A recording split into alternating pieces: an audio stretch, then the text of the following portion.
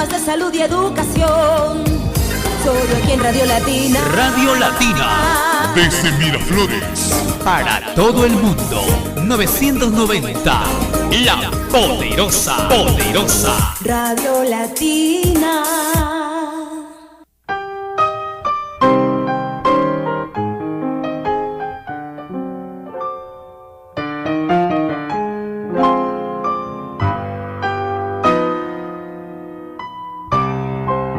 Círculo Literario Jananti presenta Ser cultos para ser libres. Programa cultural dirigido por Jorge Aliaga Cacho.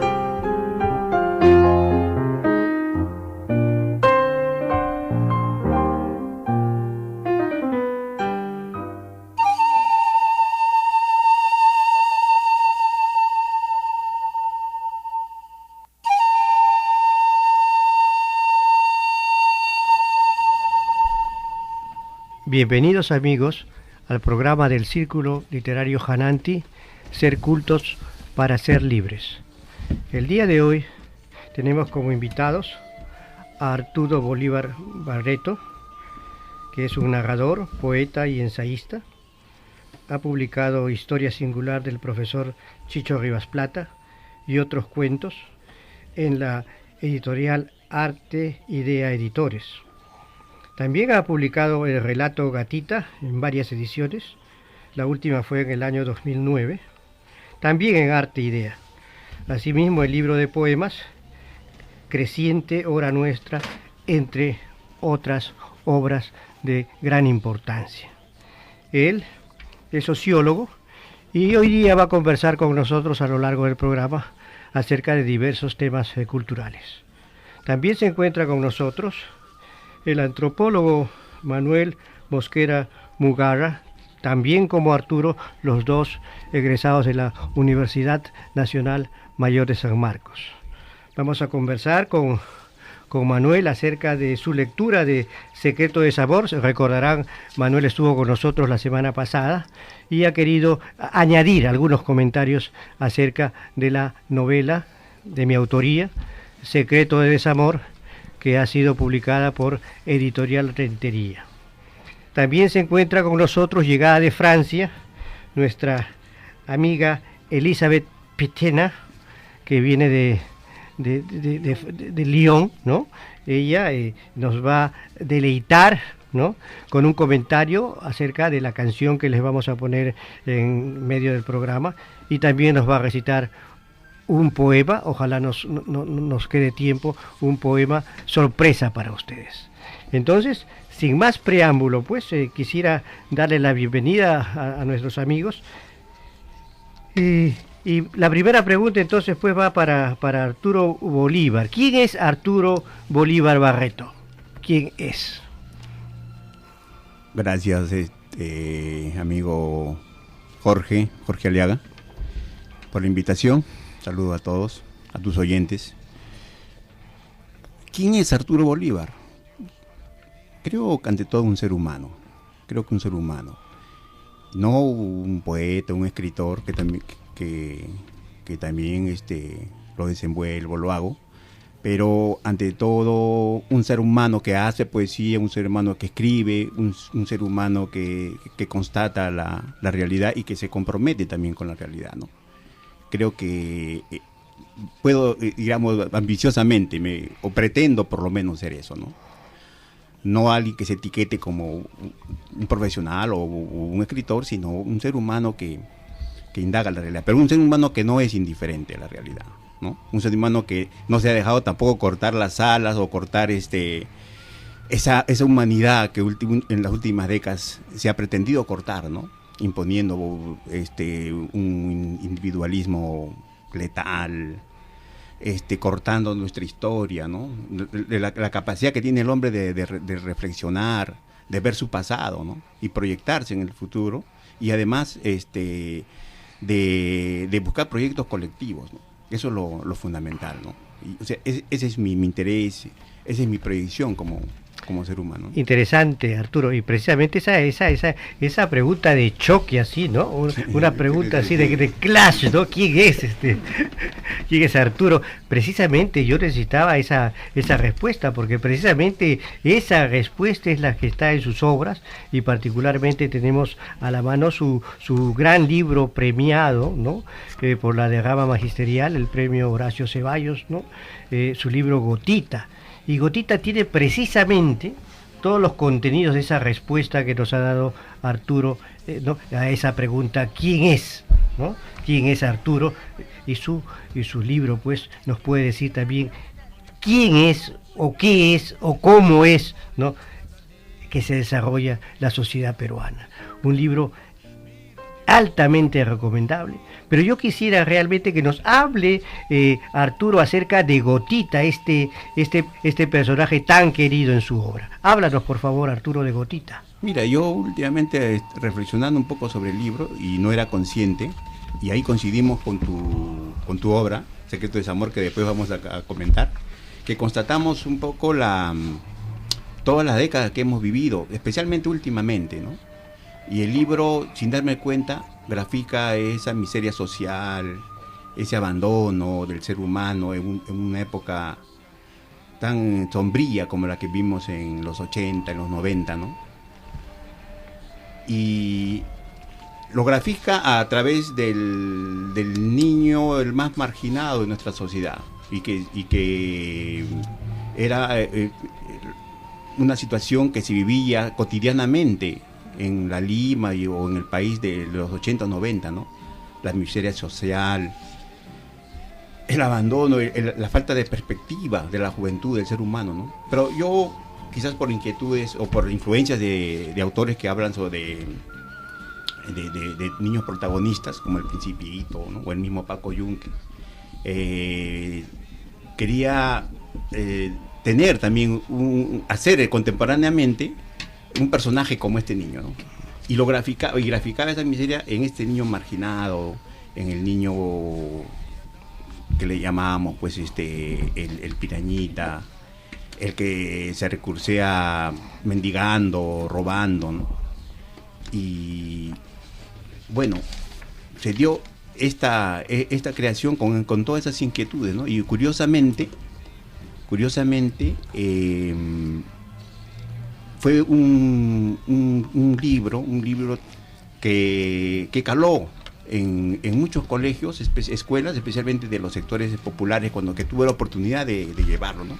Ya que es una cosa curiosa, porque yo, por ejemplo, este libro me acerqué a algunas editoriales, y quizás por lo que tiene ese espíritu crítico, ¿no? En el fondo, crítico social, ¿no? Y porque desnuda un poco la realidad que vivimos, no tuvo esa acogida que tienen otros libros, ¿no? Que quizás con tantos valores, ¿no? Indudablemente, Sí. Conozco esa experiencia, Arturo, y me parece que los profesores pues deben tomar nota de este libro de título Gotita, ¿no? Porque es una bella obra donde el alumno pues va a aprender acerca de un personaje de su generación, un niño, pero también va a ser educado acerca de la problemática social que vive el niño, ¿no? Y la sociedad que lo rodea.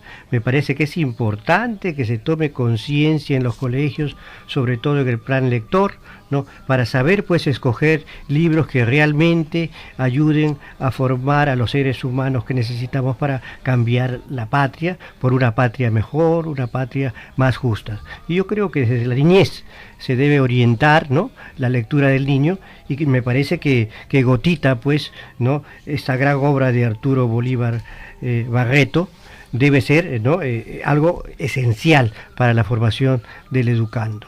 Un llamado también a las librerías, ¿no?, para que acojan a los escritores peruanos, porque esto no es nada secreto, ¿no?, de que no existe la posibilidad para los escritores peruanos para que exhiban o promuevan sus obras, ¿no? ¿Por qué? Yo me pregunto, ¿por qué yo cuando visito Londres, París, Moscú, Roma, etcétera, por qué yo encuentro siempre a los mismos autores y no pasan de 20 o 30 que están en los escaparates?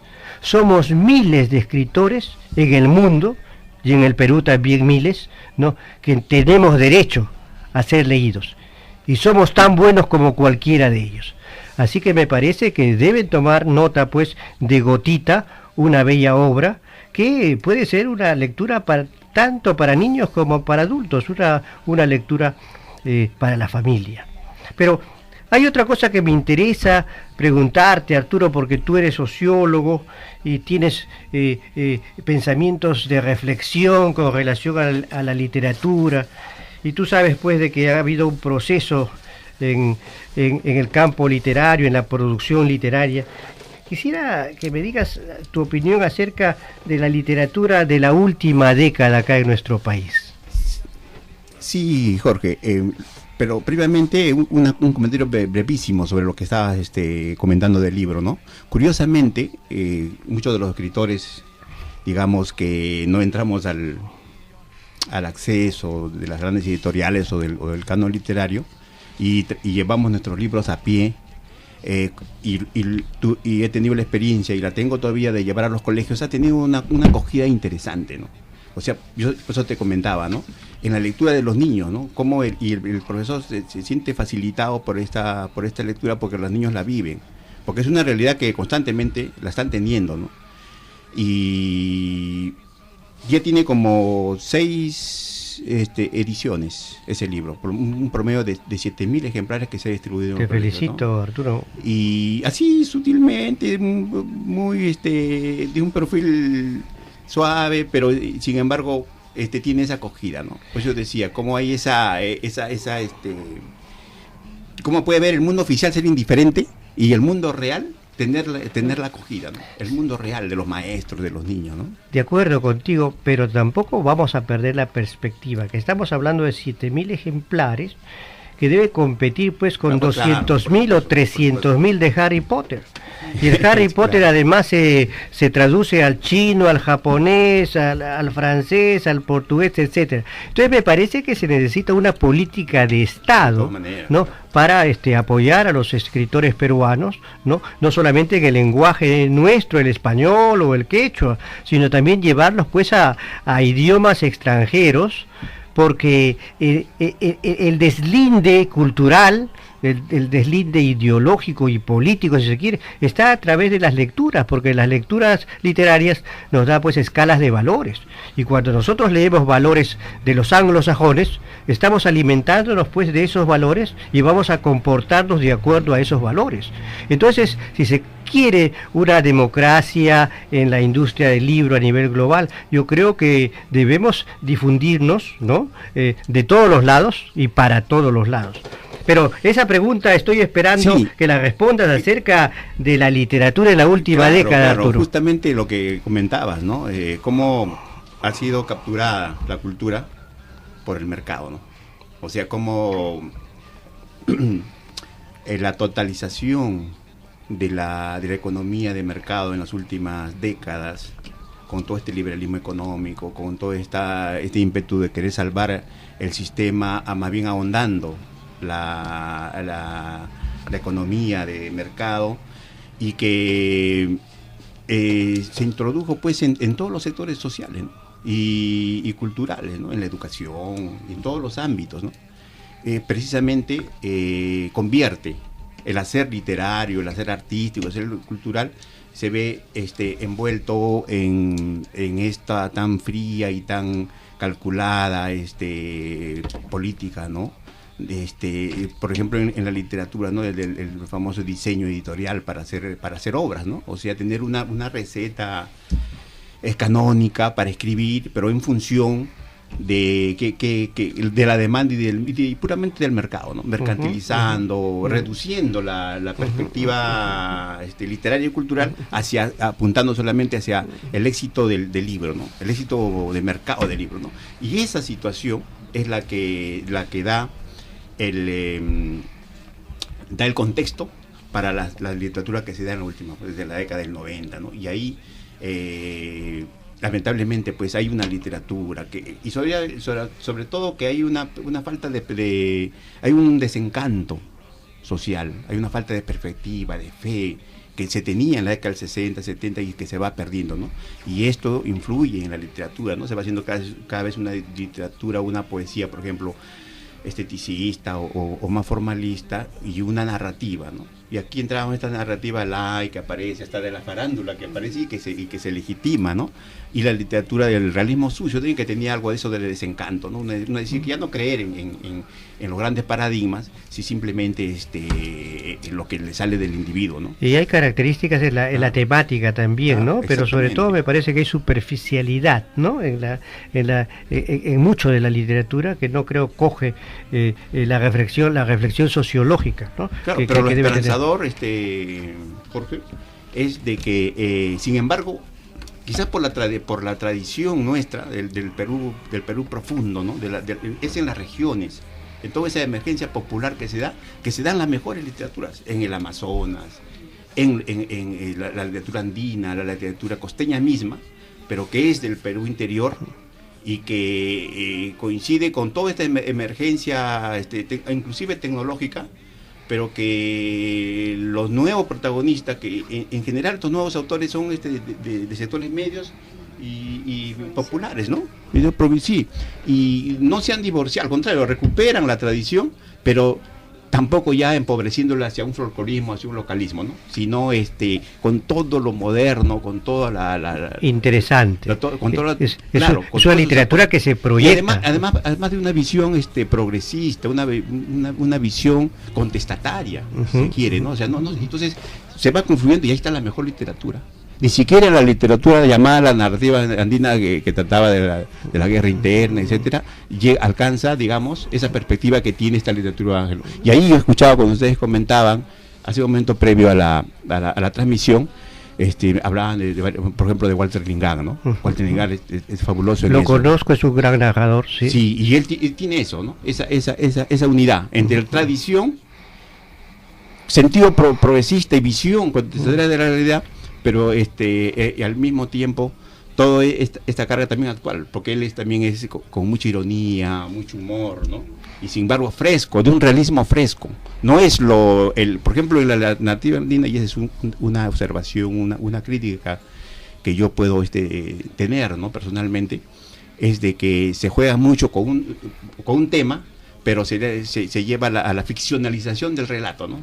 Y entonces hay como un regodeo, como recrearse en la ficción y en la fantasía, pero no tener apertura, ¿no? Tengo entendido que tú eres andino.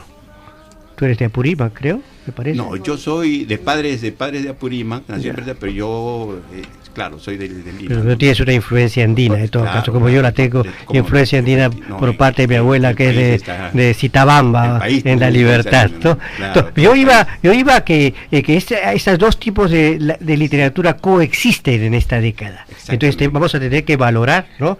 Ambas. Pero Manuel Mosquera, creo que nos puede comentar algo al respecto también. Sí, en la década del 90, que es una década muy negra para la historia peruana y para la historia cultural del Perú, se dan dos procesos que tienen que ver con lo que estamos conversando. ¿Por qué es que se ha desarrollado, se ha desarrollado en los últimos años una literatura posmoderna, nihilista, totalmente desesperanzadora? Porque en la década del 90 se sacaron muchos cursos en la educación peruana, se eliminaron los cursos de historia del Perú, se eliminaron los cursos de filosofía, se eliminaron los cursos de geografía, se eliminaron los cursos de ética, se eliminaron los cursos de historia de la cultura en el Perú. Y desde el Estado hubo todo un trabajo para no solamente establecer como un parámetro cultural e ideológico común entre los escritores las teorías posmodernas, sino que hubo también todo un trabajo por redefinir hasta la música. Hasta la música andina fue totalmente redefinida. Si se compara, por ejemplo, el desarrollo de la literatura peruana hasta los años 80, el desarrollo de la música andina hasta los años 80, y se ve cuál ha sido posteriormente ese desarrollo en los 90, se va a ver que tanto en la música andina como también en parte de la literatura peruana existe estas corrientes pesimistas, y en la música andina que llegó, la poética andina que llegó a tan altos niveles, se ha rebajado y se ha vulgarizado. Podemos decir de que culturalmente el Perú vive décadas de vulgarización. Gracias, Manuel. Sí, pero yo creo que lo que nos une a nosotros, yo creo que es lo contrario, es el optimismo, ¿no? He leído la obra de Arturo, he leído tu obra también, Documento de Identidad, mi novela misma, Secreto de Desamor, son propuestas de optimismo, ¿no? Creemos que el futuro va a ser mejor y estamos ahí. Pero yo quería regresar a este libro Gotita, un libro de la editorial Arte Idea Editores. Tenemos también que aprender no solamente los nombres de los autores, pero también tenemos que reconocer a esas editoriales que realmente pues promocionan y apoyan al escritor peruano. Arte Idea es una de ellas, está Ediciones Altazor de nuestro amigo Willy del Pozo, está Vicio Perpetuo, Vicio Perfecto del amigo Julio Benavides, está pues la editorial Rentería, ¿no? De Rentería Editores, de nuestros amigos Rentería, ¿no? Entonces yo creo que el lector puede también pues participar en esta batalla por una política de libro, una política de lector, y exigir a las editoriales o a las librerías, a las distribuidoras, que se distribuya pues, ¿no? Y se haga justicia con los productos de los escritores, poetas, narradores, historiadores y ensayistas y de todos los géneros. Entonces, pero quisiera regresar a Gotita porque es un personaje que realmente maravilloso, ¿no? Que deberíamos hacerlo nuestra educación.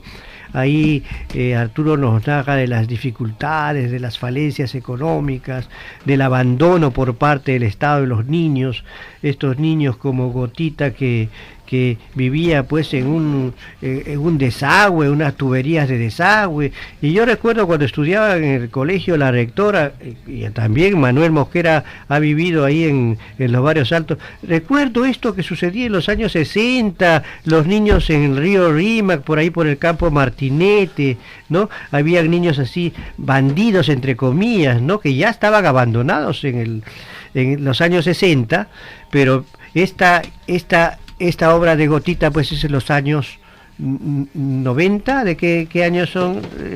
¿Qué referencia histórica más o menos está el tiempo de la obra? En el Perú siempre ha habido pues esta situación pero particularmente abandono, Gotita. Claro, Gotita yo lo ubico pues en 80, 90. 80, perfecto, claro. O sea, desde los 60 que ya se había detectado esto, hasta los 90 son 30 años y el Estado pues ha hecho muy poco por solucionar este problema. Hablaba con Manuel Mosquera hace poco acerca de ese tema y me dice que todavía existe en la desbocadura del río Rímac, todavía existen los niños ahí abandonados y el Estado no se da cuenta. Parece que Elizabeth quiere decirnos algo. Por favor, Elizabeth.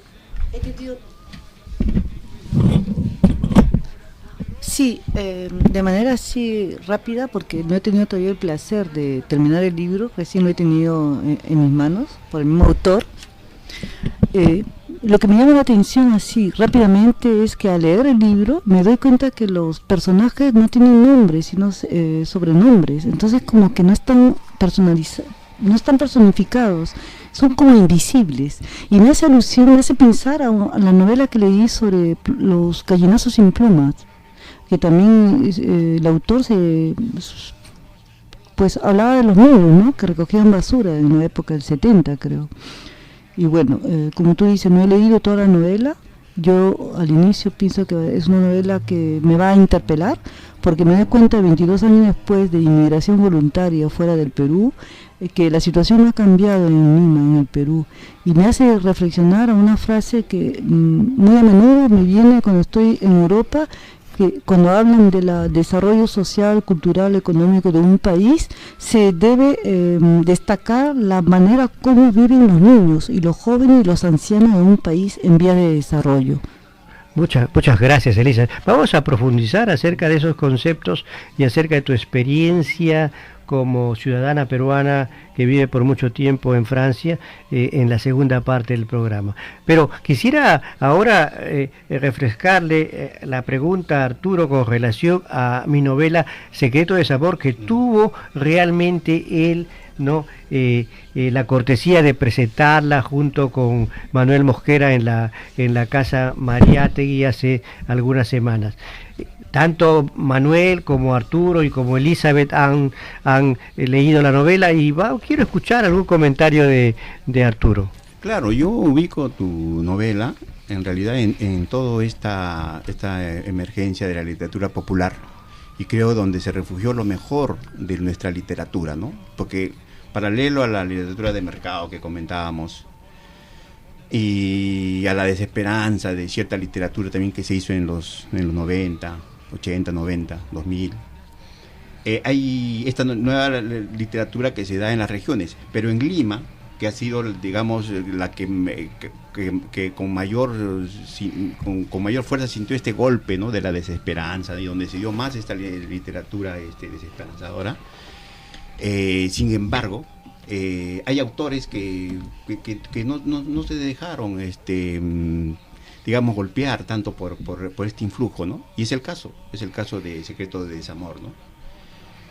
Porque ahí, por ejemplo, se respira ese clima de los 90, ¿no? Y tocas un tema clave, un tema que es clave, que es revelador y que no necesariamente está tocando así un tema que se comentó en estereotipo, ¿no? Que fue, por ejemplo, de la guerra interna, ¿no? Que se fue como un estereotipo, todos tenían que hacer literatura sobre eso, como fuera, ¿no? O sea, y eso era lo canónico, ¿no?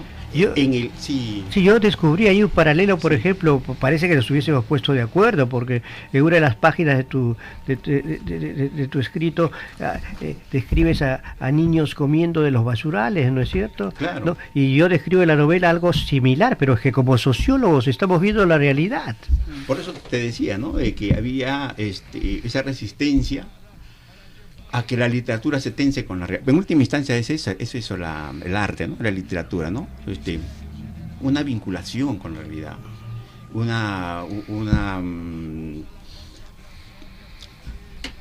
un ser testigo, una denuncia de la realidad, pero también con salida, ¿no? Uh-huh. Con alternativa, con esperanzas, y eso es lo que noto en el libro, y eso también es lo que yo pretendo en Gotita, ¿no? Porque Gotita es el personaje que es al mismo tiempo un niño marginal, pero que no ha perdido la humanidad, ¿no?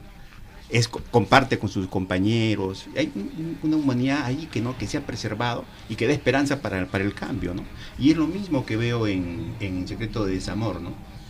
Tocas el tema de la migración, que es un tema clave para la época de fuga, se puede decir, de una realidad que aplastaba, ¿no? Y dentro del lenguaje de humor fresco, ¿no?, posmoderno que utilizas, sin embargo nunca se pierde esa constatación de la realidad, ¿no? Y decías, por ejemplo, ese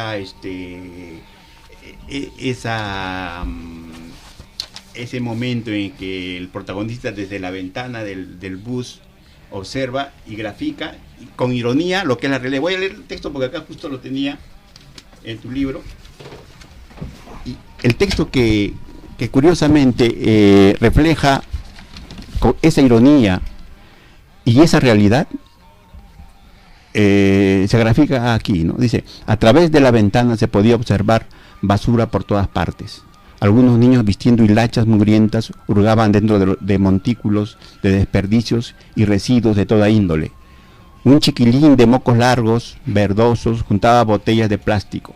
Otro más grandecito mordía un pan duro hallado en una bolsa. La Victoria es el barrio del equipo de fútbol más popular del Perú, Alianza Lima. Algunas ratas, cual buscapiés, me rodeaban los pies descalzos de esas criaturas que seguramente los domingos hacían barra para ver a su equipo campeón, y años más tarde probablemente vestirían el uniforme militar para pelear con cualquier enemigo que aceche la patria. Ahí está esa ironía, ¿no? Ese mismo Estado que abandona a sus ciudadanos, en este caso graficado en los niños. Sin embargo, con mucha hipocresía, esos niños después van a servir a la patria, o si no, van a hinchar por el equipo más popular, ¿no? Y aquí, acotar lo que dice Elizabeth, eso pues es impensable en Europa, ¿no? La protección que se le da a los niños. Ahora nos están queriendo vender la idea que el Perú se está muy bien, que económicamente se ha avanzado, no, pero uno ve si una patria está bien cuando ve la condición de vida de los niños y de los ancianos, fundamentalmente, de los desprotegidos. Entonces, a través de la literatura me parece que es importante señalar pues esos temas, que son problemas de los niños y que los niños son parte de él. ¿De qué nos va a servir, por ejemplo, Harry Potter, un niño volando en una escoba, ¿no? Pero realmente esa podría ser una solución a la problemática social en el Perú. Entonces, ¿por qué no el gobierno del Perú inicia, como en la época de Manuel Escorza, una gran difusión de libro, ¿no?, por cientos de miles de unidades, donde se promueva pues estas escalas de valores que los escritores peruanos proponemos? Decir la verdad, hablar de la realidad, ¿no? Porque la ficción tiene mucho de realidad y la realidad tiene mucho de ficción también, pero me parece de que tenemos mucho que hablar. En la segunda parte vamos a tener a Elizabeth, vamos a tener a Manuel. Quisiera anunciar que nos acaba de visitar, ha llegado a la radio Beatriz Villavicencio Salcedo. Ella es una amiga que nos ha visitado en un recital de poemas que hicimos en los viernes literarios. Un saludo acá para nuestro amigo Juanito Benavente, ¿no? Le deseamos mucho éxito en el trabajo cultural.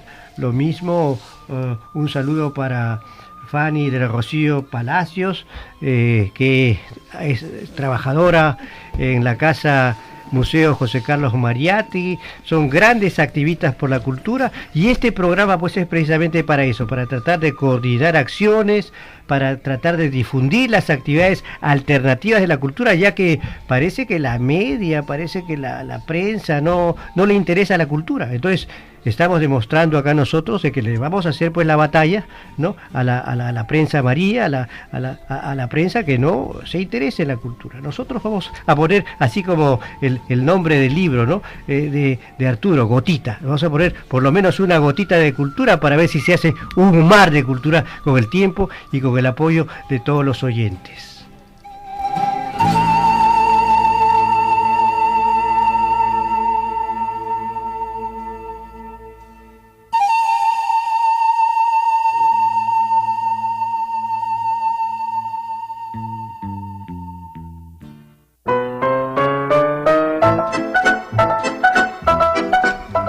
Bien, ahora le vamos a poner entonces la canción de nuestro programa el día de hoy.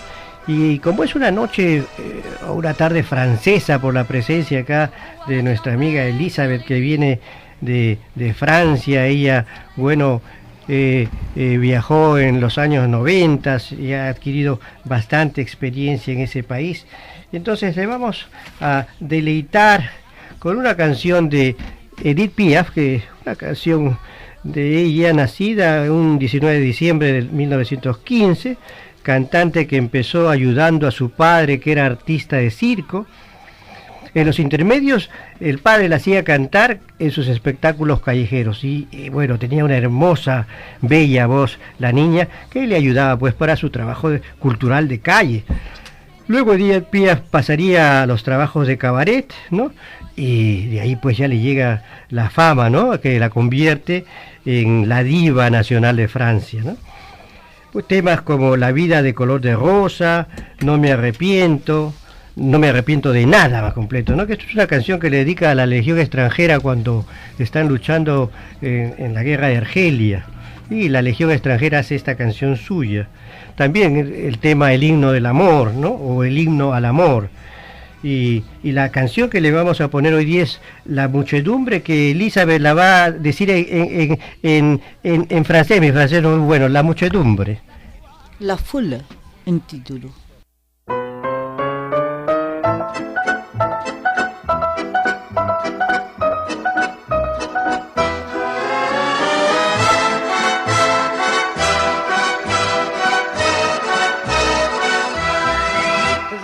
La ville en fête et en délire, suffocant sous le soleil et sous la joie.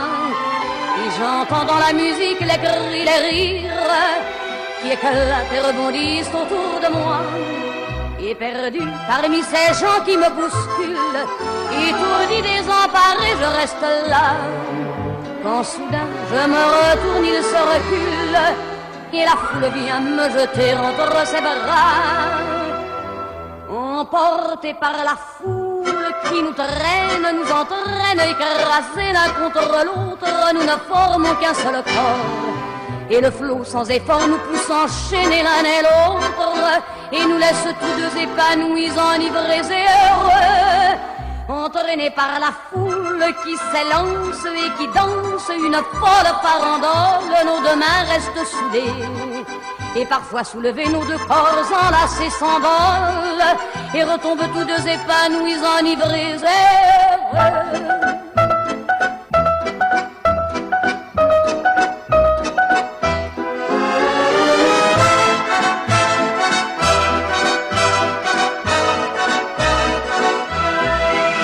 Et la joie qu'elle a poussée par son sourire me transperce et rejaillit au fond de moi.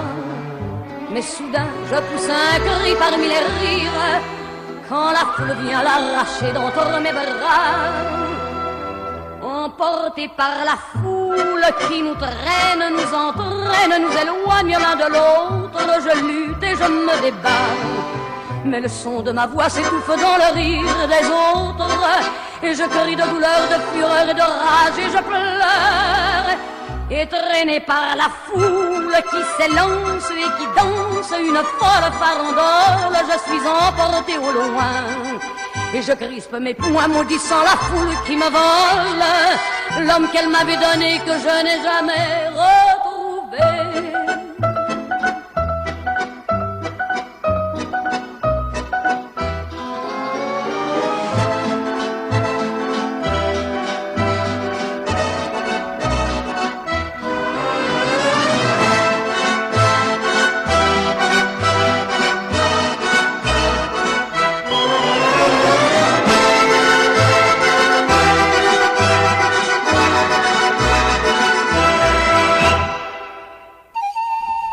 Muchas gracias al amigo Santos por su gran contribución en la cabina de control. Y quisiera decirles un poco pues de este vals, porque ha habido acá ahorita una discusión acerca de la autoría del vals que hemos escuchado a través de la voz de Edith Piaf. Decirles pues que fue compuesto por los argentinos Ángel Cabral y Enrique Diceo en el año de 1936. Recordemos que en la década de los 30 eran muy populares los tangos valseados. En los años 50 vino Edith Piaf por acá, por Lima, caminó por el Jirón de la Unión y en Galerías Bosa compró varios discos, ¿no? Entre ellos pues este que yo lo conozco como Amor de mis amores, pero tiene otros nombres también, ¿no? Que se cantó como vals, pero realmente los compositores son argentinos, pero es a la manera de vals peruano. La composición es un vals peruano, pero los compositores han sido argentinos, ¿no? Es por ejemplo como ahora decimos la cumbia peruana, ¿no es cierto? Entonces hay esos préstamos culturales, ¿no? Lo que en inglés se le llamaría pues cultural borrowings, no sé cómo se le llamaría en francés, ¿no? O en quechua. Tenemos tanto que hay hermanos tanto que aprender, ¿no? Sobre todo en la lingüística. Bien, esta parte del programa creo que podría empezarse leyendo un poema de nuestro amigo invitado Manuel Mosquera, que lleva el título de su libro Documento de Identidad, publicado por la editorial Cultura Peruana. Paso a leerles ese poema, Documento de Identidad. Sobre el papel oscurecido por la noche, la luna esparce su soledad como tenue garúa iluminada. Y para sentirla en toda su dimensión, nos quitamos los antifaces, abrimos el baúl en el que guardamos los trastos del alma y nuestros paraguas. Antiguas gestas abren la mirada del pensamiento. Volvemos a revisar las huellas coreadas por la luna. Retomamos el diccionario opacado por los recuerdos. Revisamos las preguntas y respuestas dadas por el fuego. Queremos entender este presente y sus interrogantes. Sabemos que el mañana empezó ayer. Está alojado en los silencios peregrinos y los días por parir. Pertenecemos al tiempo guerrero. Nacimos, vivimos y moriremos entre guerras. Y ese tiempo, con sus manos de hierro, enfundadas en guantes de sangre, estruja nuestros corazones. Nos recuerda en cada momento el aullido apologista, con el que la noche psicótica nos afirma que no podremos derrotar las murallas que construyó la muerte. Entumecidos por esta soledad transatlántica, despertamos agónicos. Las certezas creadas por la fronda del alma se nos escabullen entre las pestañas del viento, y en estas horas amargas y despobladas, lo único que tenemos son los documentos de identidad del mañana que nos revivirá. Muchas gracias a Manuel Mosquera por esa maravillosa poesía, lindos versos en este libro de su autoría, Documento de Identidad. Creo que se merece un aplauso, Manuel Mosquera, ¿no? Porque... Muchas gracias. Bien, entonces vamos a preguntarle a Manuel, pues entonces que nos diga, como ya que estamos en un ambiente así francés, que era la primera pregunta, ¿cómo conoció, no en forma figurada, cómo conoció Manuel a Edith Piaf? Bueno, yo cuando tenía 15 años escuché por vez primera a Edith Piaf y me sobrecogió, no pude dormir, porque Edith Piaf, la voz de Edith Piaf tiene tantos matices y es una voz que lleva a la angustia. Eso fue lo que me llenó melancolía, de congoja, porque Edith Piaf con su voz, sin uno muchas veces saber el idioma, pero uno la entiende. Bien, Manuel, pero yo creo que también te faltó decir algo acerca de mi novela Secreto de Desamor la semana pasada y hoy día, pero te lo pido que sea muy corto porque estamos cortos de tiempo. A ver, ¿cuál es tu contribución con respecto a esa gran novela mía, si se puede decir? Gracias, Arturo. Yo he leído varias veces tu novela y también he encontrado que tu novela tiene mucho de etnografía, de una etnografía especialmente sobre el Perú. Incluso hay una parte de tu novela donde dices que la descripción es parte de la sabiduría, y en tu novela hay mucho de lo que en antropología se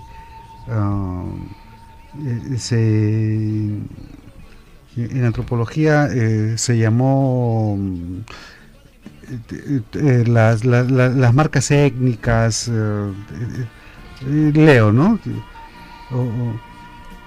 Por un momento creí haber llegado a Rostov o algún lugar europeo. Esa creencia se fue de bruces cuando me percaté de la presencia de dos interlocutores andinos que animosamente conversaban en una mesa instalada en la calle, al fresco, detrás de la gran ventana de vidrio. A través de la ventana se podía sentir las caricias de los rayos del sol.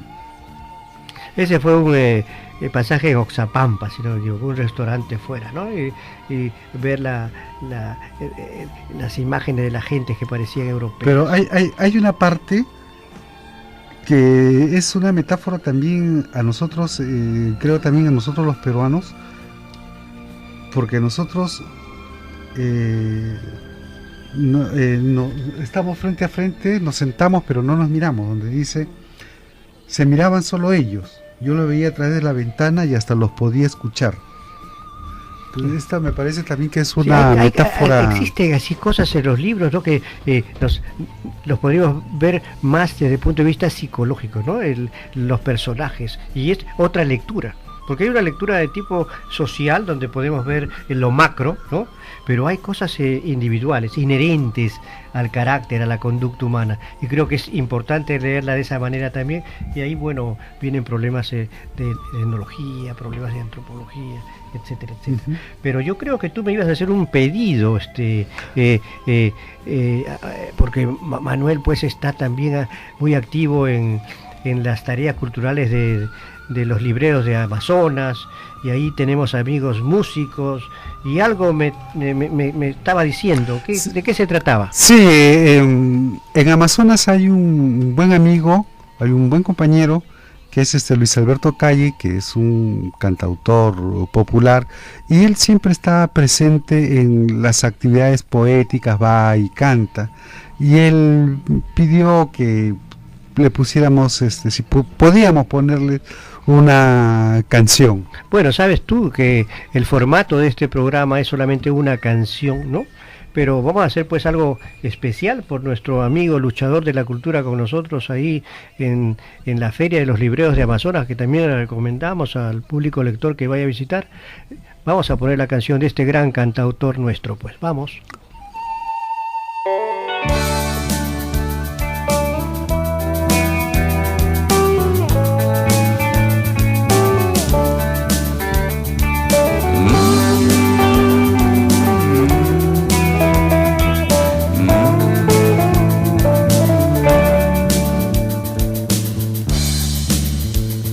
Más allá de todo estás tú, más allá de toda esta inquietud, más allá de toda orfandad, más allá de un mundo que se va, y en algún lugar, en el cielo y en el mar, tus ojos yo veré, y al final de este camino te encontraré.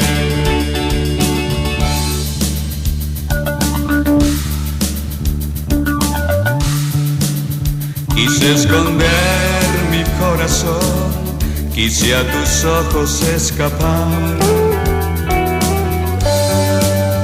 no sabía que a ti nada yo podía ocultar, y en algún lugar, en el cielo y en el mar, tus ojos yo veré, y al final de este camino te encontraré.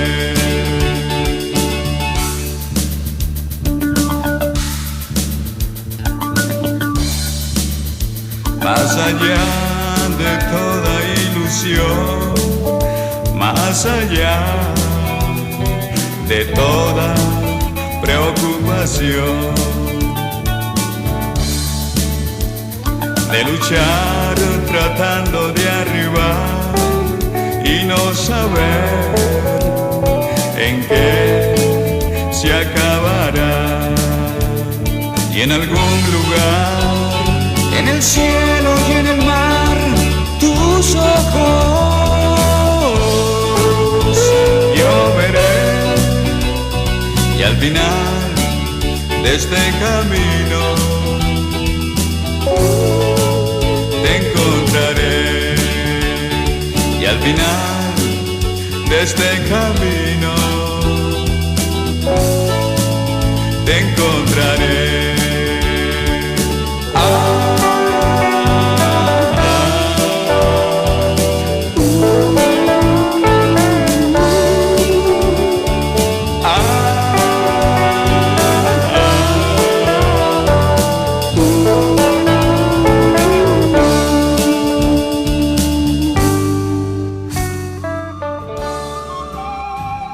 Muchas gracias.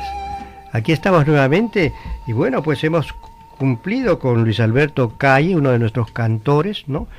Estamos aquí para difundir a nuestros valores que no los difunden otras radios ni otros programas. Saludos para Luis Alberto Calle y muchos éxitos con su carrera artística. Bueno, nos toca ahora pues conversar un poco con Elizabeth Petina, si puedo, Petina, ¿ya? Ella, bueno, estudió Derecho en la Universidad Garcilaso de la Vega y Educación en la Universidad de la Cantuta, ¿no? Y lenguaje. Ya, muy bien. Entonces quisiera que nos hable un poco acerca de sus experiencias en Francia como latinoamericana, sobre todo en el aspecto cultural, y si nos pudiese decir algo acerca de esa canción que escuchamos, La Foule, ¿no? La muchedumbre, ¿no? A ver, ¿cuál es la historia de esa canción, Elizabeth? Personalmente yo soy producto del exilio, de un exilio voluntario, como la mayoría de la gente de mi generación, y las novelas, tanto la tuya como la mayoría de los escritores vigentes que actualmente estoy descubriendo y constatando que hay en el Perú, la mayoría de provincianos, un poco constato o demuestra la realidad del país. Bueno, entonces me interpela mucho los temas clásicos como el que planteas tú en tu novela, ¿no? El exilio, la realidad, lo que es salir del extranjero, la nostalgia, las reminiscencias. Y en cuanto a la novela o libro de nuestro amigo Gotita, me imagino que no le terminó de leer, es un libro que prácticamente describe la realidad, pero no solamente hay que describirla, sino yo pienso que la cuestión es en el futuro transformar esa realidad. Lamentablemente yo no lo voy a hacer porque vivo en el extranjero. En cuanto a mi visión del aspecto cultural en Francia, específicamente la ciudad de Lyon, donde yo resido, es muy amplia, es muy importante. A mí me da mucha pena constatar que aquí los escritores hay mucho talento, mucha intelectualidad, que no tienen nada que envidiar a escritores de generaciones, vamos a decir, modernas en Francia. No son ayudados por el Estado. En cambio, si no vale comparar, pero yo voy a constatar otra vez, en Francia hay mucho incentivo a todo lo que es cultura. Cultura es un término amplio, como cultura, cultivar. Entonces hay mucha ayuda del Estado, tanto de manera financiera, subvencionada, como hay asociaciones que se crean sin fines de lucro y reciben ayuda del gobierno local, en este caso de los municipios, la mairie, y uno puede difundir cultura,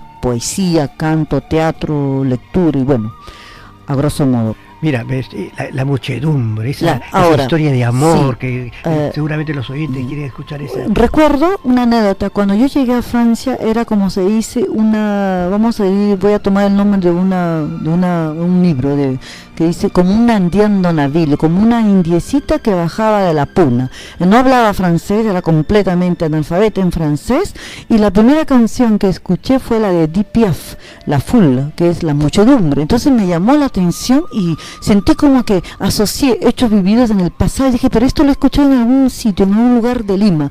Entonces, como yo soy un poquito curiosa, comencé a indagar y me di cuenta que era un vals de la época que yo escuchaba y llamaba mucho a la Morena de Oro del Perú, con Lucha Reyes, ¿no?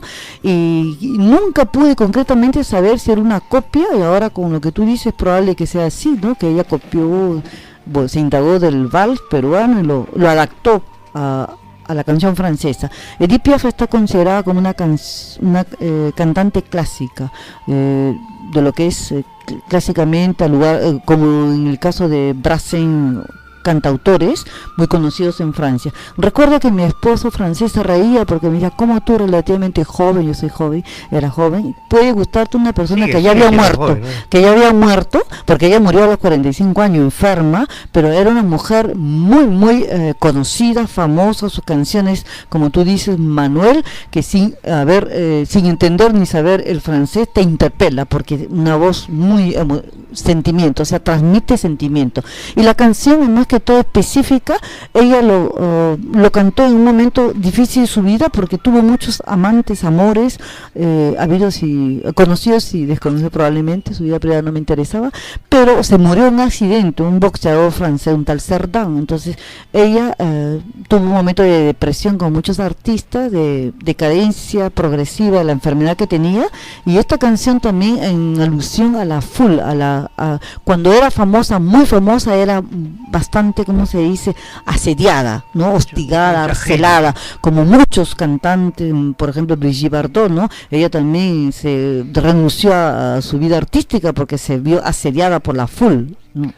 Muchas gracias, Elisa. Pero vamos a pedirte a manera de despedida ya, porque te vas del programa y espero que vuelvas. No, queremos pedirte que nos recites unos versos de César Vallejo. Por supuesto que sí. Yo soy muy babarda, soy muy habladora. A grosso modo voy a recitar un poema cuyo título es Piedra negra sobre piedra blanca. Y voy a pronunciar una frase que decía Vallejo, que dice: ya va a llegar el día, ponte el alma. Y ahí voy. Y dice así: ¿en quechua o en castellano? Quechua. No, por favor. Habíamos quedado de acuerdo que era en español, creo. Bueno, ya lo discutimos eso. Dice así: me moriré en París con aguacero, un día del cual tengo ya el recuerdo.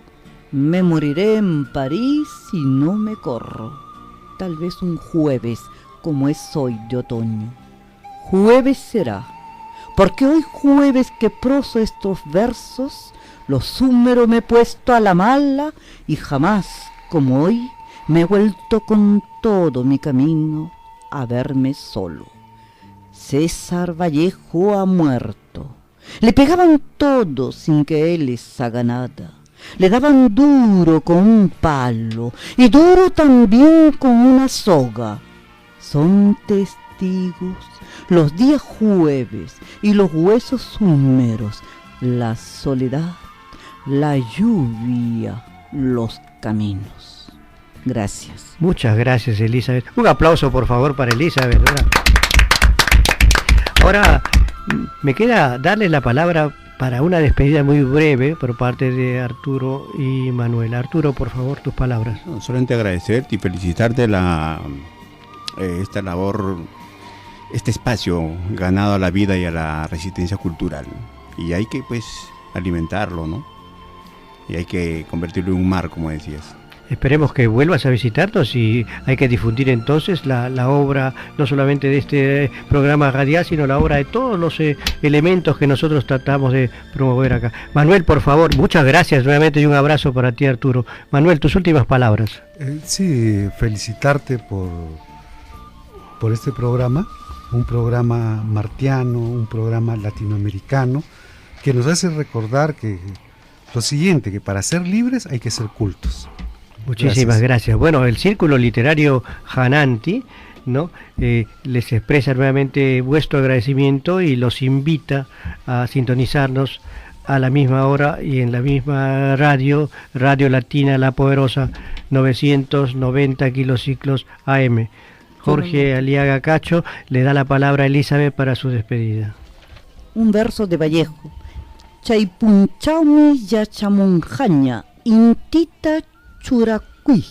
Ya va a llegar el día, ponte el sol. Excelente, ya cumplimos también con nuestros amigos hablantes de Runa Simi y esperemos que más lenguajes vengan a este programa. Muchísimas gracias, tengan un hermoso domingo. Adiós. ¡Arriba, Perú!